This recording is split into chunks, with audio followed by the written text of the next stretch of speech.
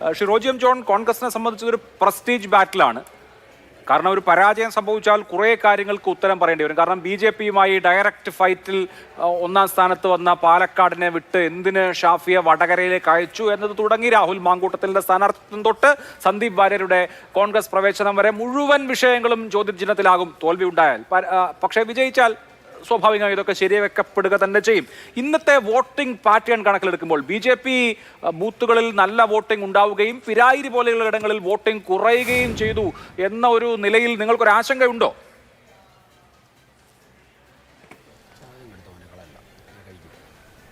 അഭിലാഷ്, ഞങ്ങൾക്ക് അത്തരത്തിലുള്ള യാതൊരു ആശങ്കകളുമില്ല. ഒരു ഉപതെരഞ്ഞെടുപ്പിൽ ഒരു 3-4% വോട്ടിംഗ് കുറയുക പൊതുതെരഞ്ഞെടുപ്പിനെ അപേക്ഷിച്ച് എന്നുള്ളത് ഒരു വലിയ ഒരു ഘടകമായിട്ട് ഞങ്ങൾ കാണുന്നില്ല. അത് എല്ലാവരും പ്രതീക്ഷിക്കുന്നുണ്ട്. നമ്മൾ ഏത് ഉപതെരഞ്ഞെടുപ്പ് എടുത്ത് പരിശോധിച്ചാലും, ഇപ്പോൾ വയനാട്ടിലായാലും പാലക്കാടായാലും മറ്റ് നമ്മൾ പൊതുവിൽ ഉപതെരഞ്ഞെടുപ്പ് നടക്കുമ്പോഴെല്ലാം നമ്മൾ കാണുന്ന ഒരു കാഴ്ചയാണത്.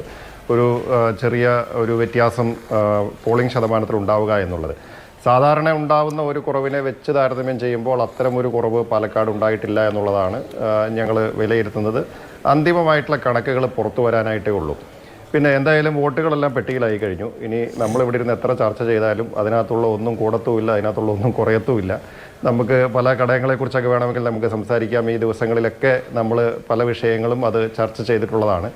ഞങ്ങളുടെ ഒരു വിലയിരുത്തൽ എന്ന് പറഞ്ഞാൽ, ഞങ്ങളെ സംബന്ധിച്ചിടത്തോളം ചേലക്കരയിൽ 4 അക്കത്തിലും പാലക്കാട് 5 അക്കത്തിലും അതുപോലെ തന്നെ വയനാട്ടിൽ 6 അക്കത്തിലും ഭൂരിപക്ഷത്തിൽ ഞങ്ങൾ ഈ തെരഞ്ഞെടുപ്പ് വിജയിക്കും എന്നുള്ളത് തന്നെയാണ് ഞങ്ങളുടെ കണക്കുകൂട്ടൽ. അത് ഞങ്ങൾ തെരഞ്ഞെടുപ്പ് അല്ല റോജി, അത് ഈ ക്യാമ്പയിൻ കാലത്ത് പറഞ്ഞ കാര്യമാണ്. ഇനിയിപ്പോ വോട്ടെല്ലാം പെട്ടിയിലായതിനു ശേഷം നമുക്ക് അവകാശവാദങ്ങളിൽ അഭിരമിക്കുന്നതിൽ വലിയ കാര്യമില്ല. പക്ഷെ പാലക്കാട് നോക്കൂ, ഇപ്പോൾ 5 അക്കം എന്ന് പറയുമ്പോൾ കഴിഞ്ഞ തവണ 3850 വോട്ടുകൾക്ക് വളരെ ശക്തമായ മത്സരത്തിൽ നിങ്ങൾ ഒന്നാം സ്ഥാനത്തെത്തിയിട്ടുള്ള മണ്ഡലമാണ്.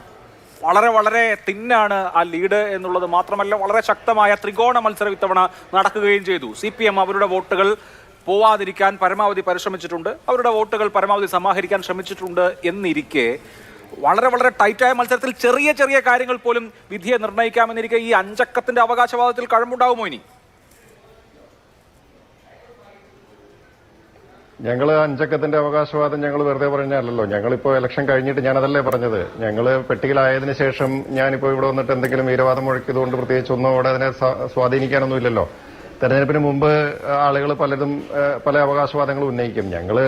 അത് ഞങ്ങളുടെ കണക്കുകൂട്ടലുകളുടെയും വിലയിരുത്തലുകളുടെയും ഒക്കെ അടിസ്ഥാനത്തിൽ തന്നെയാണ് ഞങ്ങൾ തുടക്കം മുതൽ പറഞ്ഞിട്ടുള്ളത്. അതിനകത്ത് ഇനിയിപ്പോൾ പെട്ടിയിലായതിനു ശേഷം ഞാനത് മാറ്റി പറയേണ്ട കാര്യമില്ലല്ലോ. എന്തായാലും നമുക്ക് 23-ാം തീയതി വരെ കാത്തിരിക്കാം. ഞങ്ങൾക്ക് യാതൊരു തരത്തിലുമുള്ള ആശങ്ക ഞങ്ങൾക്കില്ല. ഞങ്ങൾ ഇവിടെ ഒരു കാര്യം എന്തായാലും ശ്രീ വി രാജേഷ് സമ്മതിച്ച് എനിക്ക് സന്തോഷമുണ്ട്. തെരഞ്ഞെടുപ്പ് കഴിഞ്ഞപ്പോഴെങ്കിലും അവരത് സമ്മതിച്ചുവല്ലോ.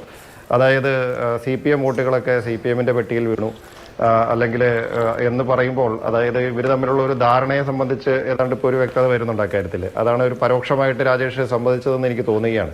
കാരണം അവർ തമ്മിലുള്ള ഇക്വേഷൻ ഇത്ര കൃത്യമായിട്ട് ഒരു BJP-യുടെ പ്രതിനിധി വന്നിരുന്ന് പറയുമ്പോൾ എത്രയധികം തമ്മിലൊരു ധാരണ ഉണ്ടായിരുന്നു എന്നുള്ളത് നമുക്കിപ്പോൾ മനസ്സിലാവുന്നു. ഒരു സംശയന്യായമായിട്ട് തോന്നിപ്പോവുകയാണ്. എന്തായാലും ഞങ്ങൾ ആത്മവിശ്വാസത്തിൽ തന്നെയാണ്. ഞങ്ങൾക്ക് പല ഘടകങ്ങളുണ്ട്. ഞാൻ ഒരു കാര്യം പറയാം. ഏറ്റവും പ്രധാനപ്പെട്ട ഒരു ഘടകം, ഞങ്ങൾ ഷാഫി പറമ്പിലിനെ വടകരയിൽ ഞങ്ങൾ സ്ഥാനാർത്ഥിയായിട്ട് തീരുമാനിക്കുന്ന ഘട്ടത്തിൽ തന്നെ ഞങ്ങൾ ഉപതെരഞ്ഞെടുപ്പിനെ കുറിച്ച് ഞങ്ങൾ ആലോചിച്ചിരുന്നു. അന്ന് ഞങ്ങളുടെ മുമ്പിൽ ഉണ്ടായിരുന്ന ചോദ്യം എന്ന് പറയുന്നത്, ഇപ്പോൾ അഭിലാഷ് ചോദിച്ച ഒരു ചോദ്യം തന്നെയാണ്. ഞങ്ങൾ BJP-യുമായിട്ട് നേരിട്ട് ഫൈറ്റ് ചെയ്യുന്ന ഒരു മണ്ഡലം, ആ മണ്ഡലത്തിൽ ഉപതെരഞ്ഞെടുപ്പ് വന്നാൽ നമുക്ക് എന്തെങ്കിലും തരത്തിലുള്ള പരാജയത്തിനുള്ള സാധ്യതകളുണ്ടോ? കാരണം ഞങ്ങളെ സംബന്ധിച്ചിടത്തോളം അത് ഞങ്ങൾക്ക് ഒരു കാരണവശാലും നമുക്ക് അംഗീകരിക്കാൻ കഴിയാത്ത, രാഷ്ട്രീയമായിട്ട് നമുക്ക് വലിയ തോതിലുള്ള പ്രശ്നങ്ങൾക്ക് മുന്നോട്ട് വരും കാലങ്ങളിൽ സാധ്യത ഉണ്ടാക്കാവുന്ന ഒന്നായിരിക്കാം.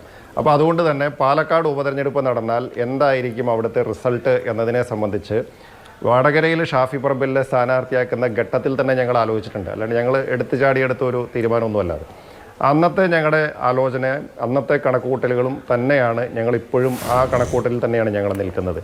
അവിടെ ഞങ്ങൾ കണ്ട ഒരു കാര്യം, ഇനി ഒരു കാര്യം അത് വളരെ വ്യക്തമാണ്. അതായത് BJP-യുമായിട്ട് ഞങ്ങൾ ഫൈറ്റ് ചെയ്യും. ഇപ്പോൾ കഴിഞ്ഞ തവണത്തെ വോട്ടിംഗ് നമ്മളെടുത്ത് പരിശോധിച്ചാൽ, ഇപ്പോൾ ഈ ശ്രീധരൻ അല്ല ഇപ്പോൾ BJP-യുടെ സ്ഥാനാർത്ഥിയായിട്ടുള്ള കൃഷ്ണകുമാർ എന്ന് പറയുന്നത്. ഈ ശ്രീധരനും കൃഷ്ണകുമാറിനെയും തമ്മിൽ ഒരു തരത്തിലും നമുക്ക് താരതമ്യം ചെയ്യാൻ സാധിക്കില്ല. അതായത് ഈ ശ്രീധരന് പാലക്കാട് കിട്ടിയ ഒരു പിന്തുണ എന്ന് പറയുന്നത് തീർച്ചയായും അതൊരു പ്രധാനപ്പെട്ട ഘടകമാണ്.